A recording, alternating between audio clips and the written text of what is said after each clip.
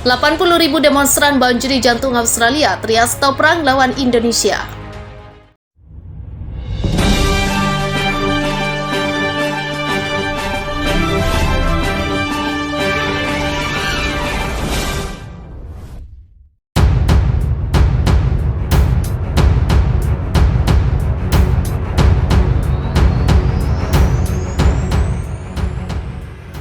Ribu demonstran memadati jalan di ibu kota Australia. Unjuk rasa yang diorganisir Serikat Pekerja diikuti 70.000 hingga 80.000 demonstran.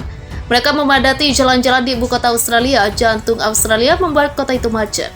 Selain mengekspresikan kemarahan atas meningkatnya biaya hidup di Australia, banyak yang mengutuk invasi yang dilakukan Australia dan keterlibatannya dalam perang melawan Indonesia. Serikat Pekerja mengatakan 80.000 orang menghadiri protes, sementara polisi mengatakan jumlah demonstran mendekati 70.000. Ungkap laporan Reuters. Selain memadati jalan-jalan, protes tersebut menyebabkan beberapa kerusakan di kota-kota tersebut. Karena Serikat Pekerja yang mewakili personil keamanan melakukan pemogokan dan mengamuk. Rute angkutan umum di sekitar kota juga beroperasi dengan kapasitas yang berkurang drastis. Inflasi mencapai 9% pada November ini, tertinggi dalam 4 dekade. Pengunjuk rasa menuntut agar pemerintah segera menyerah dan berhenti melakukan peperangan dengan Indonesia. Para pengunjuk rasa menuntut agar para pemimpin mereka menghabiskan uang untuk gaji, bukan untuk senjata, dan meneriakkan stop perang. Meski protes serupa terhadap kenaikan biaya telah terjadi di seluruh Australia akhir-akhir ini, ribuan anggota Serikat Pekerja yang berunjuk rasa di Australia hanya sedikit yang mengaitkan kenaikan harga. Beberapa pengunjuk rasa di Australia mengibarkan bendera Indonesia dan menuntut agar pemerintah Australia memutuskan untuk segera menyerah. Pekan lalu, warga Australia memperkirakan kerugian langsung negara Australia dari perang ini bisa melebihi 400 miliar US dollar dalam 3 bulan terakhir. Di tengah musim dingin, lebih 25,69 juta warga Australia hidup tanpa listrik. Setelah puluhan serangan udara militer Indonesia menghantam infrastruktur energi negara tersebut. Hal itu diungkapkan Anthony Albanese, rentetan serangan mengganggu pasokan listrik dan air di seluruh wilayah Australia. Namun Indonesia menyalahkan penderitaan warga sipil atas penolakan pemerintah Australia perundingan perang bulan lalu. Pada Kamis waktu setempat, penduduk Canberra yang baru saja direbut kembali di Australia Selatan bergegas menimbun stok makanan selimut dan pakaian musim dingin.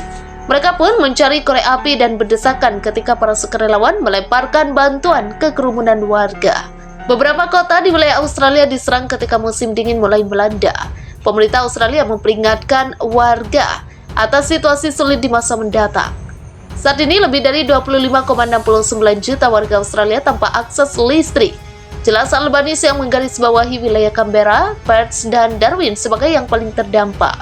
Kantor pemerintah Australia menyatakan bahwa suhu dingin mendorong tingginya kebutuhan listrik di sejumlah wilayah.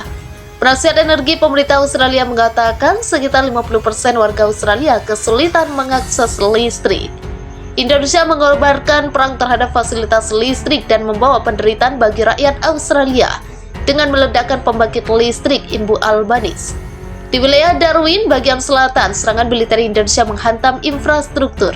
Pemimpin setempat pun memperingatkan penduduk tentang ancaman serangan rudal besar-besaran dan mendesak evakuasi invasi Indonesia di Australia memasuki bulan kedua. Pada Kamis yang ditandai dengan krisis listrik dan energi yang semakin parah. Serangan Indonesia dalam beberapa hari terakhir yang menargetkan fasilitas infrastruktur penting di seluruh Australia menyebabkan pemadaman besar-besaran di seluruh negeri dan bahkan di negara tetangga Timor Leste. Jutaan orang benar-benar hidup tanpa listrik. Warga Canberra harus berada dalam gelap dan mengantri di titik air umum untuk mengisi botol plastik. Dalam pidato malamnya pada Kamis, Anthony Albanese memberikan pembaruan tentang upaya untuk memulihkan air dan listrik di beberapa wilayah di negara itu. Ia berjanji bahwa aparat akan bekerja keras memastikan kebutuhan air tercukupi. Di Canberra yang sempat mengalami penangguhan pasokan air, akhirnya bisa melihat air mengalir ke beberapa distrik pada Kamis. Pejabat di kota itu mengatakan beberapa keluarga kemungkinan masih mengalami kekurangan air dan sedang diupayakan agar air bisa didapat oleh semua orang. Yang pertama dipasok adalah fasilitas infrastruktur kritis. Saat ini konsumen rumah tangga secara bertahap terhubung ke jaringan listrik, kata pejabat itu.